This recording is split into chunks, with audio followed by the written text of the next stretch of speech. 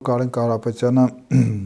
ոչ թե Սերժ Սարգսյանի, այլ հենց Ռոբերտ Քոչարյանի թիմի ներկայացուցիչ է եւ այդ կապերը,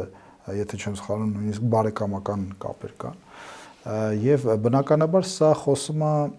Սերժ Սարգսյանի եւ Ռոբերտ Քոչարյանի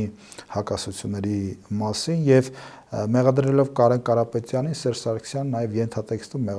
մեղադրում էր նաեւ Ռոբերտ Քոչարյանին, իսկ որ այդ հակասությունները եղել են նույնիսկ Սերժ Սարգսյանի կառավարման տարիներին, դա ակնհայտ է, ավելին կային խոսակցություններ, որ Սերժ Սարգսյանի եւ